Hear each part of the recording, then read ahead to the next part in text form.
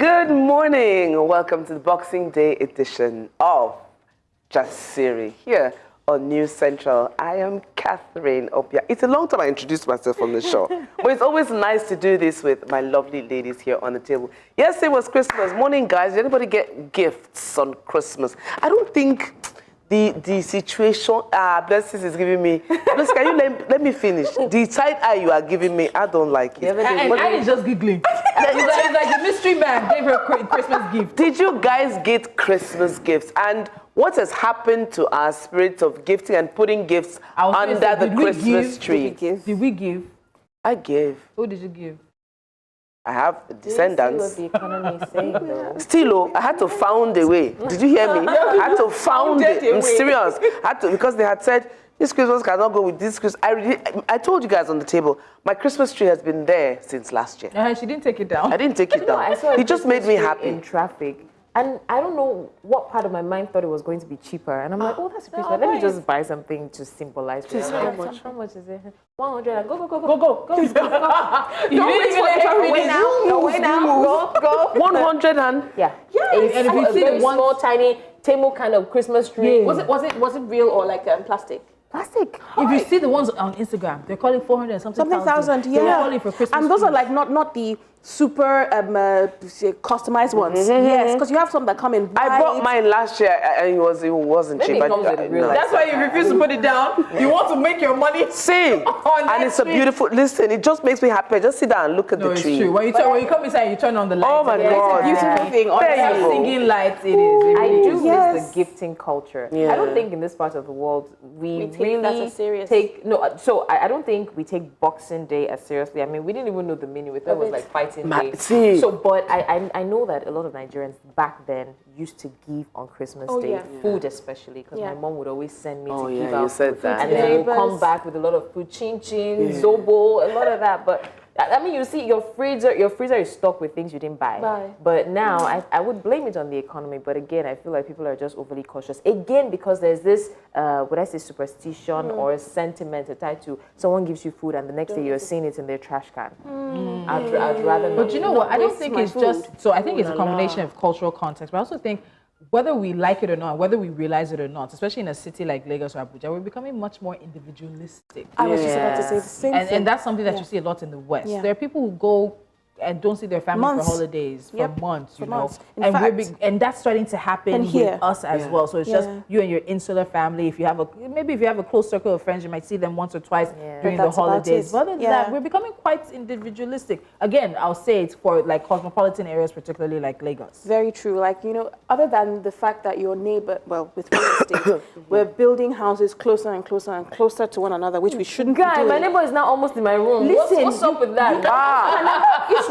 From your room. Recognize your neighbor in traffic. That's the thing. I said So no. we're so close, but we are so far apart. We don't. Yes. The culture of having neighbors, because a neighbor is And not being just a person that neighborly. and Yes. being neighborly. It's not just a person that lives beside you. That's not what it used to be. So you could ride your bikes with your neighbors, like the kids from the neighbor's house, and people knew each other, and people looked out for each other. Yes, Now, looked out you for know each other. yourself, Yeah. and that's about it. your Even if family. you're living in an apartment complex, the houses in that same one compound, they're not interacting unless you actively try to do it. And sometimes when you do that, you're like, why is this person being so friendly? Like, whoa. There's something that has happened. I don't know what it is. But then again, I would blame it on the work culture and the traffic, especially in this part of. When I moved to my first house in Lagos, I didn't know who my neighbors were Facts. for 2 years. I Facts. kid you not. But I did knew you make some an of them. effort?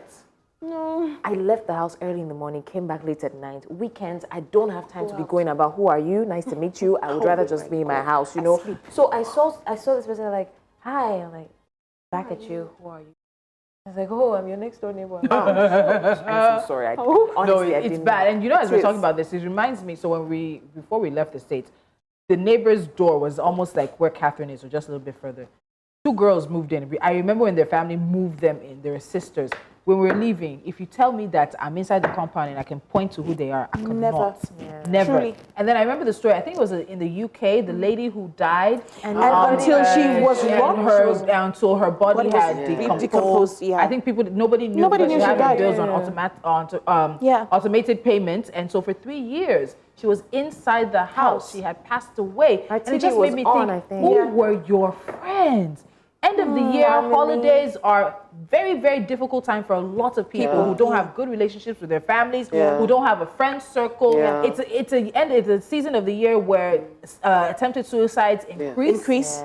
Depression, anxiety, not decrease, increases. They increase. Depression, anxiety increases, and I'm just thinking to myself, if you remember somebody, call them today. We don't check up on each other anymore. And you think because you're sending memes. I was having that conversation. Communication. I said, you need to send me proof of life. She said, Auntie, I sent you. I said, that's sending me memes is not proof of life. Are you alive? Are you okay? Is everything going good with you? I would even say that in this age and time, memes is something. It's not proof of life. It's not engagement. It's not you engage. So what people are even saying is that if you look at children now, I was having this conversation with my husband the other day. When we were kids, we knew who had siblings, the name of their siblings, their age, what their parents do. But kids, I watch them now. If they have a tablet or something, they're sitting together. They may be in the same game playing, but there's no conversation. Memes is a form of engagement, but it's not engagement. It doesn't cement a friendship. Yeah, I think what the thing is we're having a connection problem, and that's what I think.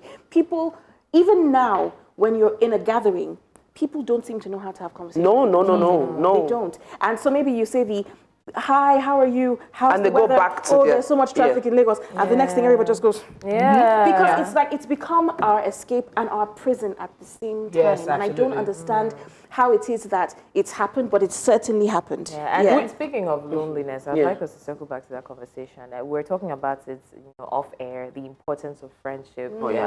Before now, I used to yee more at a lot. It's not that serious, but it is that serious. It is that serious. Like, I remember, because I don't have a lot of friends, right? And I didn't know how much I wanted it until now that I'm forming hard girl, but I really I need people to talk to. But it's really difficult. And that's why sometimes I catch myself. When I started, I'm always talking about digital detox. I realized that the reason that I I needed the digital detox in the first place was because I didn't have people around to talk to. So I was always posting, come with me on my day. That's just my own way of showing followers, like making faux friends out of people who just chose to follow you. And I think we're not your friends. You don't have to tell us that. And then I realized that sometimes when I'm not online, the people that check on me most, aside my family, of course, are people that follow the posts and have not seen posts in a while. Like, are you okay? Exactly. I wish I had people I'm close to that can actually call me, say, hey, to ask that. So that's I was telling you guys, I've had the same circle for a long time. That's a blessing.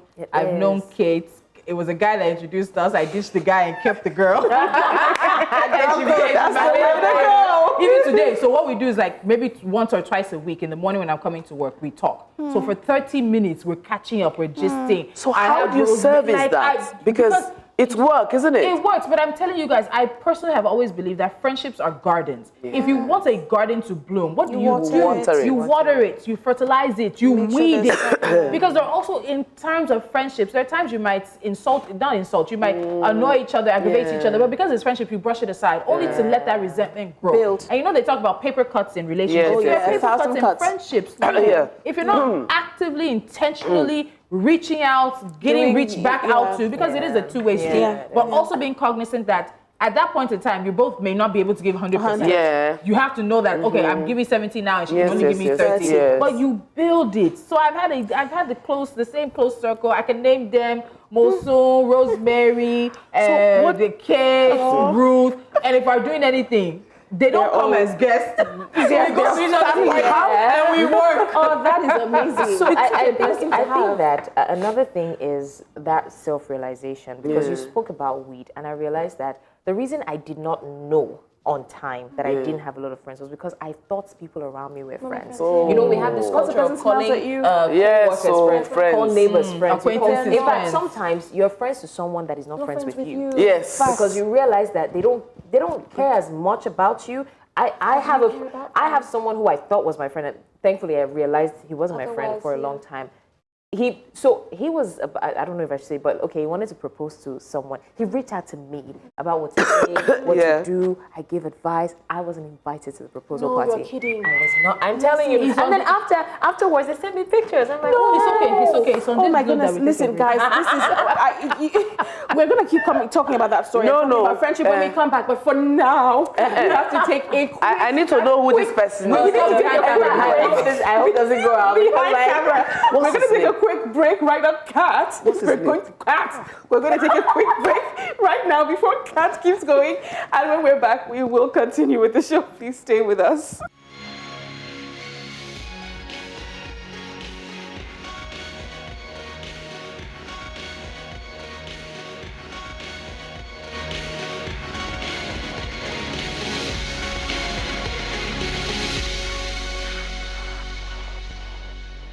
In this episode of Street Smart Women, we meet two inspiring entrepreneurs who embody determination and courage. First, a mother of three who faced health issues, became a single parent, and had to return to Nigeria after seeking a better life abroad. Torí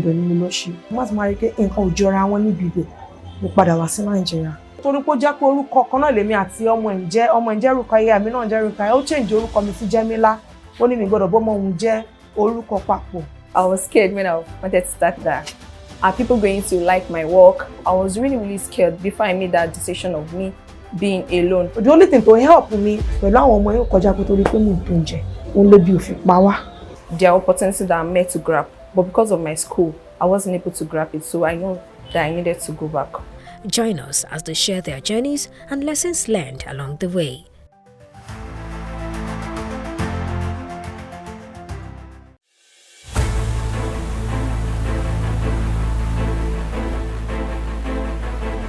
The new Central Town Hall series brings you face to face with the people at the center of critical conversations. When the shooting started where they killed the military, we lost 86 persons here in Nokoma community. It's not even up to 5 minutes. Our building collapsed before the building that cast fire.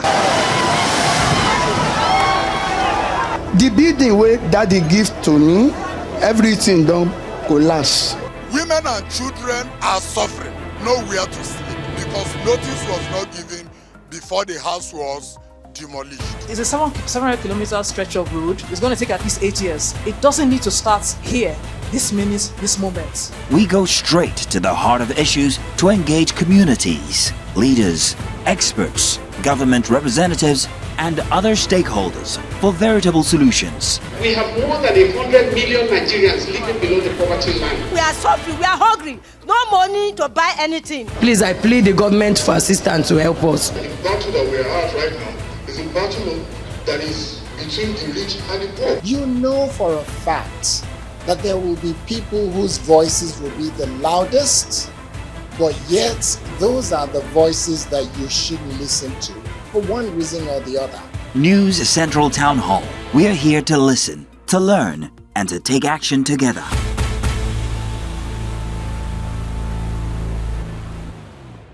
In the Constitution, the government does not recognize the wife of any governor. That calling was not mine. That calling was for my husband. There were rumors that your husband was having issues with President Bola Ahmed Tinubu. But things that I know cannot be spoken openly. I asked my husband, is there anything wrong? My husband had to say, if I cannot stand it anymore, I'll let you know. Call the EFCC on me if you have anything on me. You heard of all the rumors about him having children outside of wedlock. Anyone who has a child for my husband to bring them in, because they thought I was going to leave my husband. And I know he didn't do it. It's defamation of character. When my son went out with his friend, the uncle told my son's friend that you're a friend to the man they are calling a thief. I told my son, don't ever defend your dad. Don't defend your mom. No permanent friend, no permanent enemy.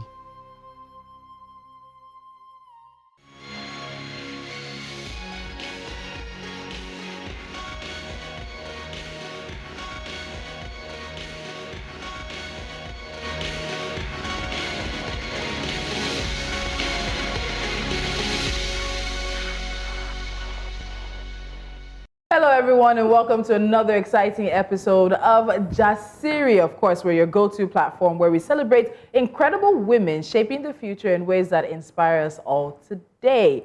Now we have someone very special who's going to be joining us on the show. Now in today's episode, we're shining the spotlight on a woman who is now a beacon of beauty and intelligence and a symbol of empowerment for young women across Nigeria. She was recently crowned Miss Nigeria 2024, and in doing so, she's become an ambassador for unity, cultural heritage, and community engagement. She's a lawyer and a leader, a true representation of resilience and grace as well. Annie, it's over to you. All right. Our guest today is none other than Doris Ogah, the new Miss Nigeria 2024. Doris is a lawyer and model from the South region of Nigeria, and she emerged as the winner after a rigorous selection process that saw 20 semi-finalists battle it out for the coveted crown. Doris has expressed her excitement about this journey, and she's eager to use this platform to empower young women and inspire girls across the world. What an exciting time to be in her shoes, right? Yeah. Yes. All right, everyone. Let's say welcome to Doris. I love seeing queens walking. Hello. Gorgeous. Oh. Coming from someone wearing a crown. It looks You have so to give amazing. us the Please give us the wave. wave. There we go. I told you guys it's curved. I never I told you it's a curve. People will be doing like this. I've never done this, like this, like this. Welcome to Doris, the show. thank you so much for joining us, and congratulations on being crowned Miss Nigeria 2024. She's a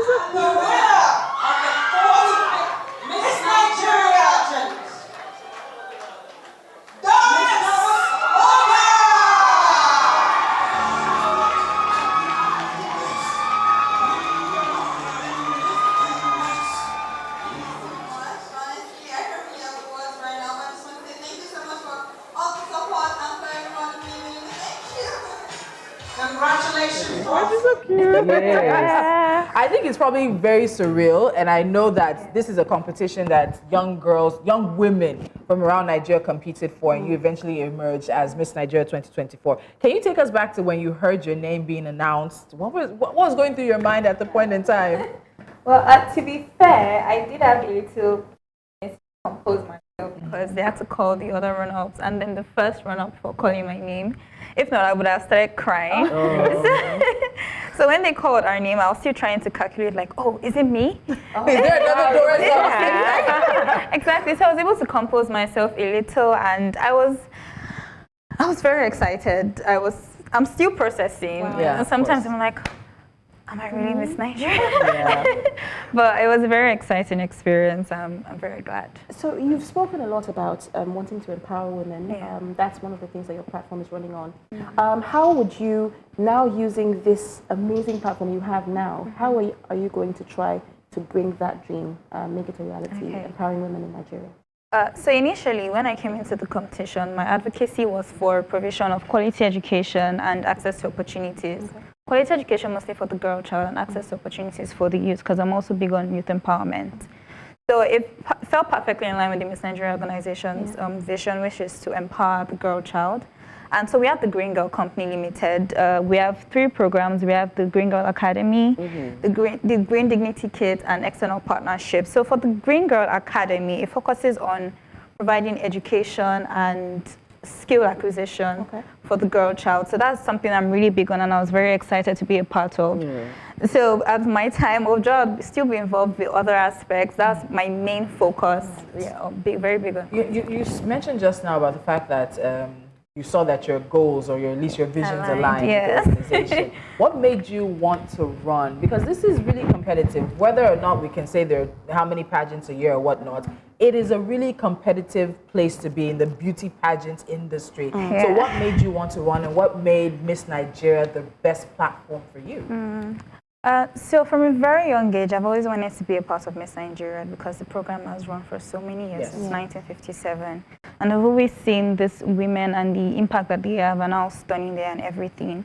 But this is actually my first pageant, funny enough. And one of the major reasons why I said I wanted to come for Miss Nigeria is because my values align with the goal of the organization, which is the empowerment of the girl child. So that was mostly my major reason. And so you found a platform and a path that was similar to what you wanted. Yeah, exactly. So beyond all of this, the Miss Nigeria pageant, any pageant basically is about responsibilities. And we saw Shatu Gakko, another gorgeous queen, the first hijabi queen in Nigeria, by the way. She was big on uplifting and inspiring others. So I'm sure that you've had a sit down, chit chat, tete-a-tete, whatever, with her. What advice has she given you, or what has she inspired you to do to carry on that legacy?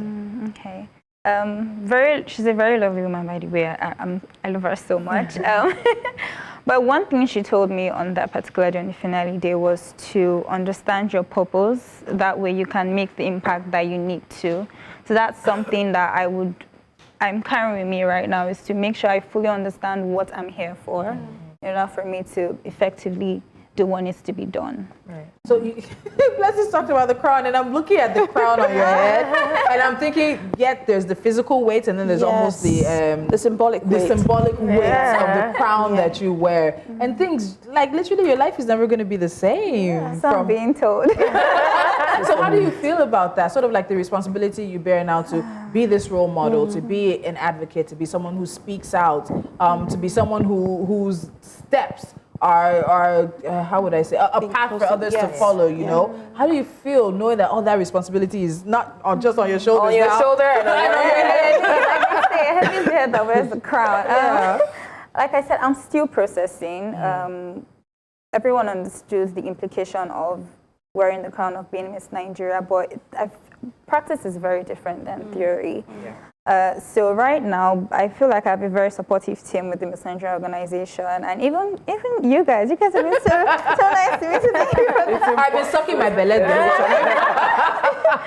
So it's a lot of responsibility, but I also feel like it's not just about me, it's also the people that I'm surrounded by. Exactly. They would also assist me in ensuring that I'm able to perform to the best of my ability and I'm not overwhelmed by Right, so this year's theme, or maybe Miss Nigeria's theme, was about cultural heritage and community engagement. And you have a passion for the promotion of the girl child. Let the girl child just do so well. Now, my question would be that why do you think it's important to highlight these aspects? Cultural heritage. Yeah, and then how do you plan to use it? I feel like, you know, I'm a reporter at an event. How do you feel? How do you plan to use your new office to make sure? How do you plan to use your new office to make sure that this you bring to the fore? Okay, so we're very big on promoting cultural heritage this year because, I mean, we have over 250 ethnic groups, over 700 languages, but still we're one Nigeria. Even amongst this table, we have women from different geopolitical zones, exactly. But you're still able to come together and produce this amazing show. So that shows, and even the Miss Nigeria pageant itself, they're bringing women from different aspects of life, different parts of Nigeria. And it's just trying to show us that when we come together, we can achieve so much. So even my crown, I mean, we have the coat of arms and we have engraved unity and faith, peace and progress. It's just to promote one Nigeria.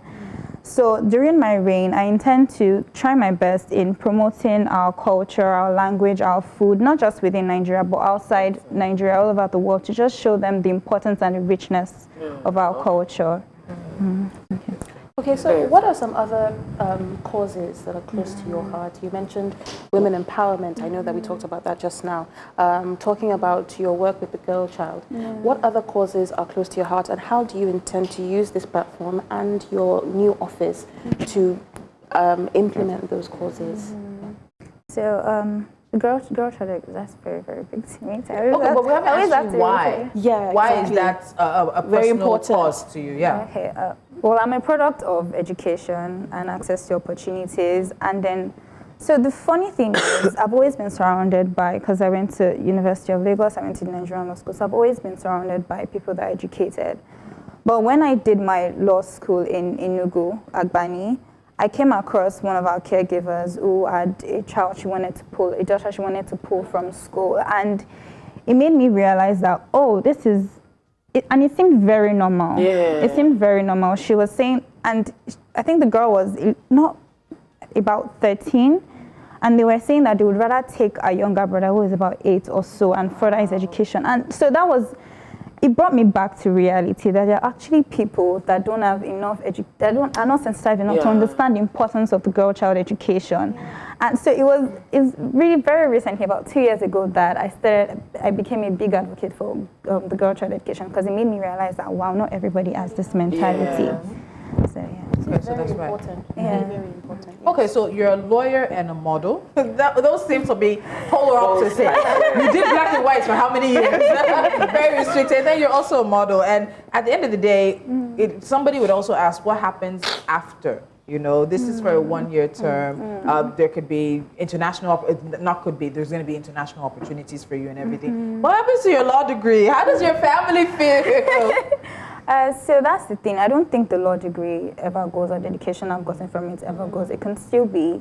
So law applies in different aspects of life, different industries. And so most people always think, oh, it's just going to court. But don't forget what you're going to say. But I was going to ask, in addition to that, did you really want to be a lawyer, or, you know, your parents just wanted? Are you involved in litigation and things like that, or just? Oh, no. Yes, so I've always wanted to be a lawyer, but I'm more on the business side. So currently, before the 19th, I was actually practicing litigation and corporate commercial.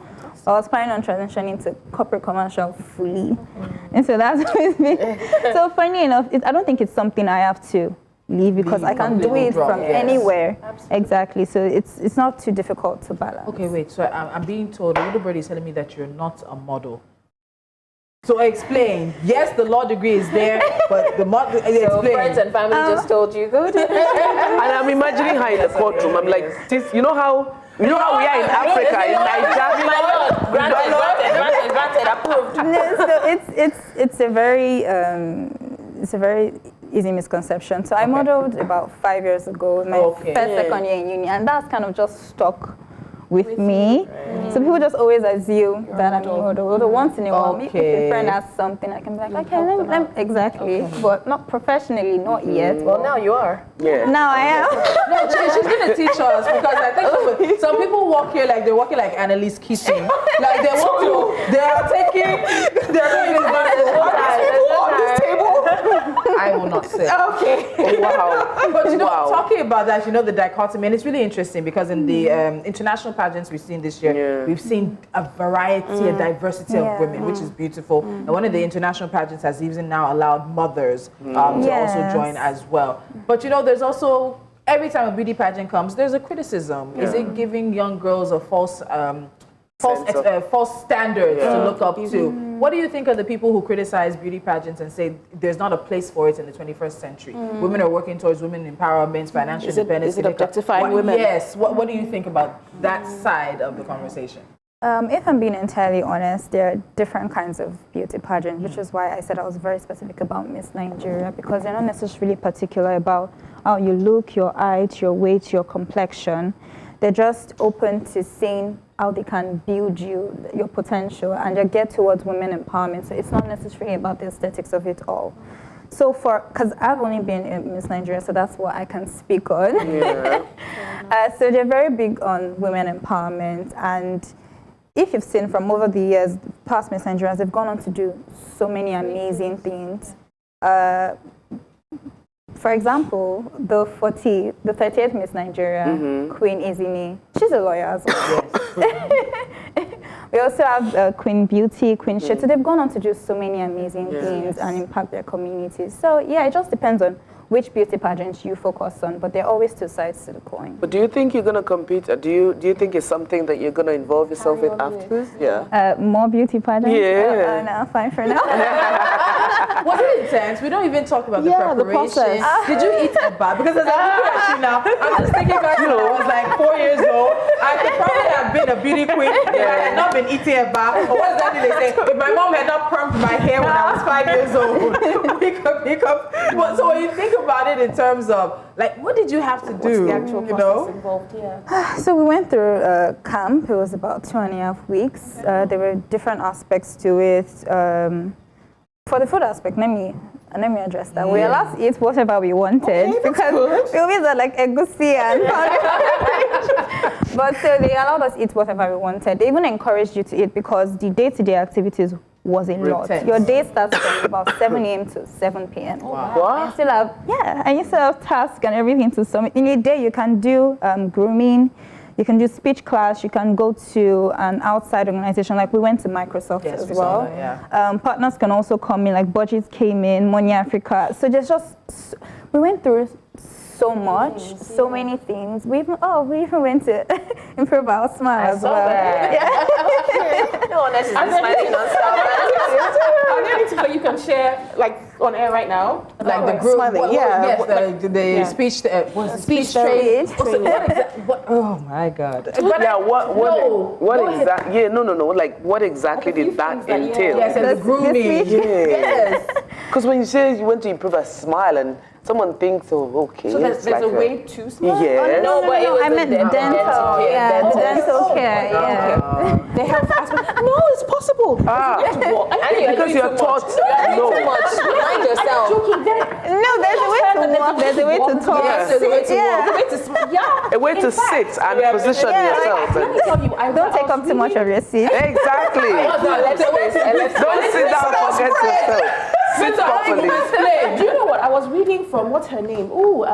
This model, the supermodel, the plus size model. The popular one. No. Ashley something. I feel like Ashley something. And she said there's a way to take pictures. Like the perfect picture is you smile without smiling. Without smiling, and then your tongue should be like on the roof of your mouth, and then something about swallowing. It's a whole thing. It's a whole thing. Yeah. Bless so there might be ways to smile.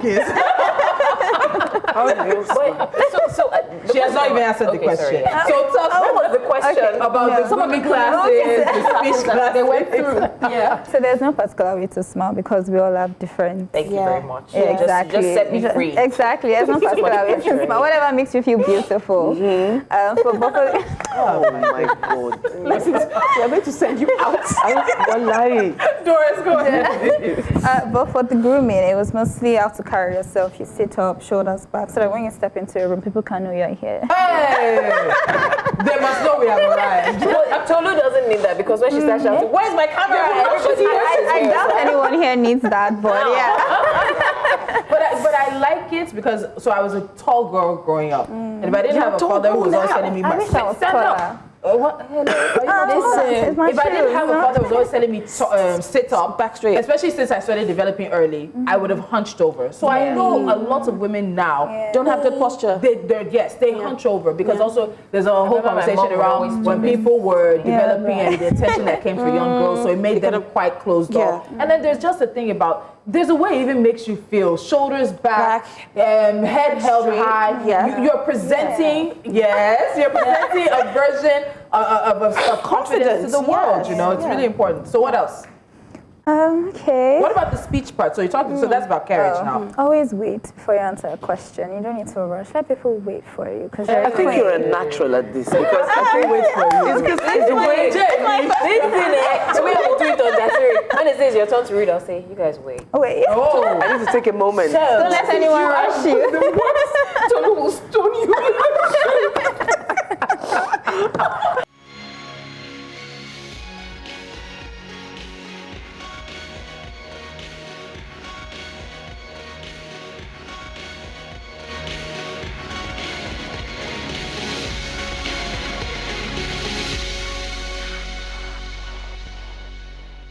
In the Constitution, the government does not recognize the wife of any governor. That calling was not mine. That calling was for my husband. There were rumors that your husband was having issues with President Bola Ahmed Tinubu. But things that I know cannot be spoken openly. I asked my husband, is there anything wrong? My husband had to say, if I cannot stand it anymore, I'll let you know. Call the EFCC on me if you have anything on me. You heard of all the rumors about him having children outside of wedlock. Anyone who has a child for my husband to bring them in because they thought I was going to leave my husband. And I know he didn't do it. It's the formation of character. When my son went out with his friend, the uncle told my son's friend that you're a friend to the man they are calling a thief. I told my son, don't ever defend your dad. Don't defend your mom. No permanent friend, no permanent enemy. Africa is rising. Again, we hear our sounds echo on the other side. Afrobeat and Afropop reinvented, hip life brought back to life, new energy infused into Kwaito and Kwela. Africa is balling. Every stroke, every shot, every raise, we find our place at the top. Taking the helm of real power, new hopes for democracies. a breed of entrepreneurial tigers, audacious storytellers, and a promising generation raring to go. Truly, Africa is rising. And this is where the stories that define our continent live. Africa needs its own storytellers, people who understand the continent because they're from it. People who know that news is more than just a conversation starter, it's our stories. Because these stories run deeper than headlines and segments. It's about digging deeper to get the facts and telling the human side of every single story, not just the echoes from foreign headlines and perspectives. It's time to take back our narratives and share them in our voices. The birth of Africa's New Age reporting, and this is where it begins, right here at News Central TV, with stories that put Africa first.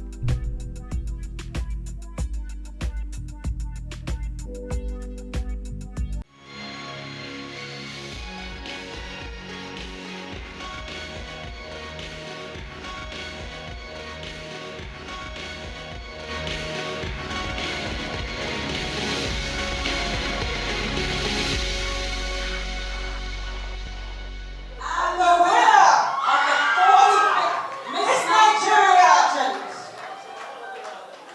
Doris Ogah!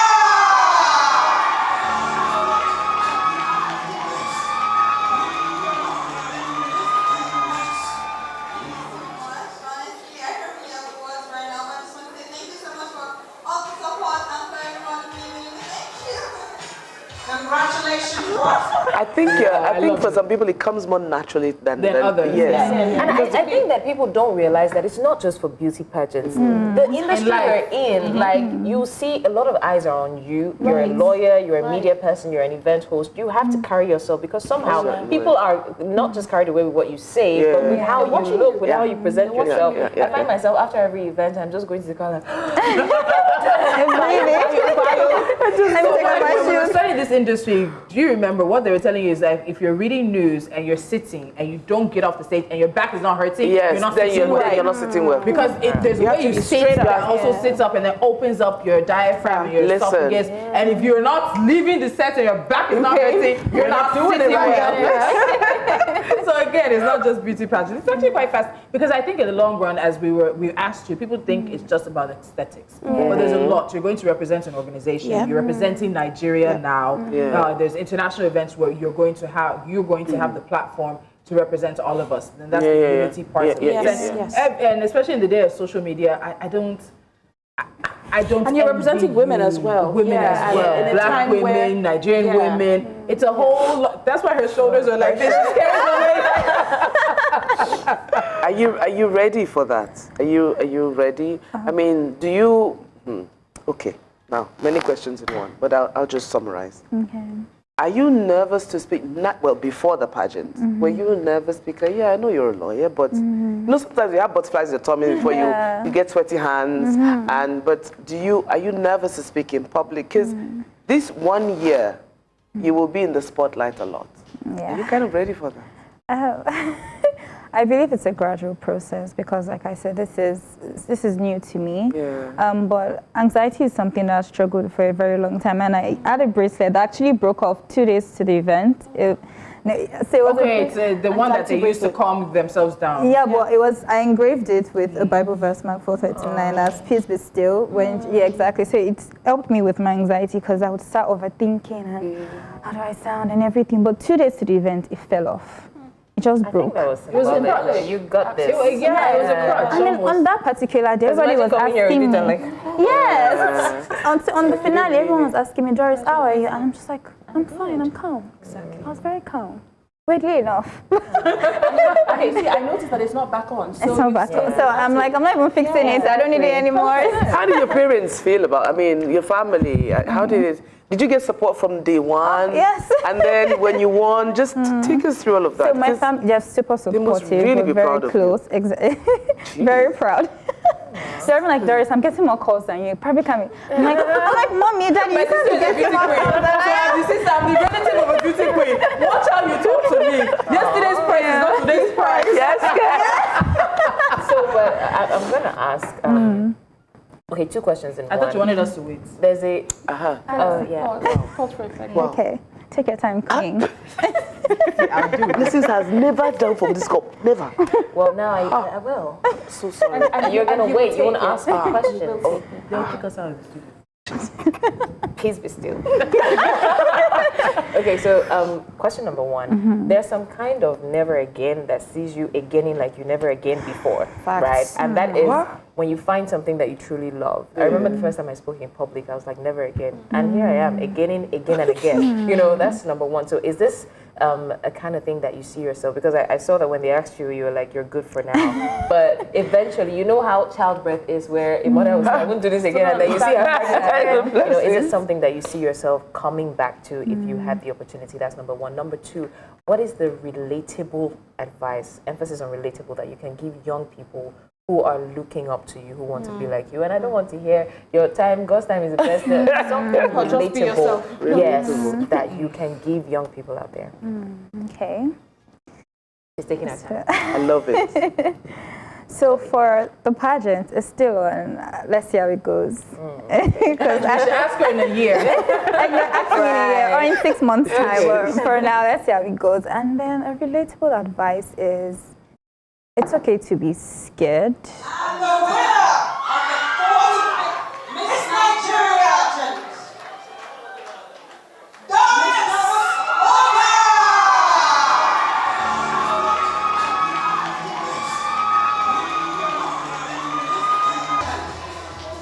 Congratulations to our new queen.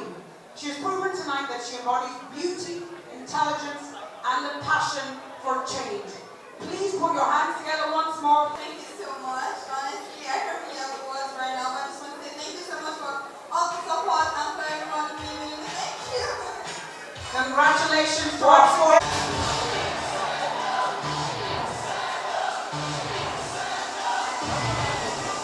To feel a little lost. What I would advise is just to take your time and find your anchor, whatever that might be. You know, it's okay to be scared. We'll take it at that. Doris, thank you. I hope we didn't come at you. She's giving me Ira Star vibes. She's giving me Ira Star. That's a compliment. Yes, because I've been looking at her like she reminds me of somebody. The whole demureness, there was just something. I just kept staring. You. Don't worry. It's all right. She'll be back soon. But Doris, thank you so much for spending some time with us. We appreciate you, your answers. We look forward to seeing what you do with the Miss Nigeria platform as well. We hope that all your endeavors are a success. Absolutely. Congratulations. Thank you so much. I have so much fun. Thank you for making me feel Happy holidays, but Tolu nearly cut off my head. Happy holidays. And that's a wrap on the show, guys. Thank you so much for joining us. We hope you had a good time as much as we did. She's just a love. I think everyone is just, you have such a warm personality, I must tell you. So, we gotta go. See you guys tomorrow. Bye, guys. Hello, wait, oh, sorry. I already did like this. Wait. All right, Please, sorry. show blessings. She said take a scoop and then... Well, it's not me, Joe. Bye-bye.